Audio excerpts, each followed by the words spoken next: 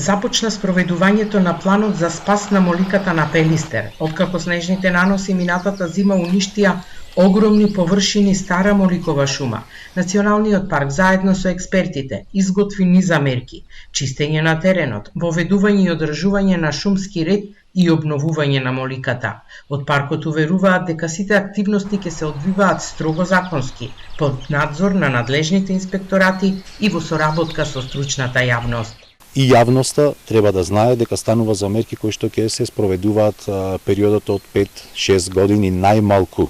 Значи најмалку 5 до 6 години, за да ги видиме резултатите после 10 на 12-15 години, па и повеќе. Меѓутоа мора да реагираме сега. Според експертите, состојбата со моликата не е изненадување. Стручната јавност одамна укажува на потребата од континуирани одгледувачки мерки, но планот за ревитализација често останувал само на хартија. Во таквите ситуации човекот и стручната јавност не треба да биде пасивен посматраш, одноставно да дозволи да се менат тие сукцесивни процеси кои што би истиснале моликата на еден подолг период од овде, затоа треба да се преземат тие мерки. Националниот парк иницираше изработка на студија за ревитализација на старата моликова шума и подигање на нови подблатни јадра, со цел да се спречи замена на моликата со други видови како ела и бука.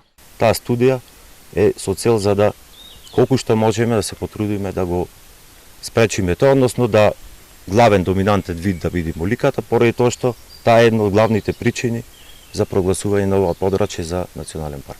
Првичните активности се финансираат со сопствени средства на установата, но за целосната ревитализација на моликовата шума, паркот ќе бара и други извори на финансирање.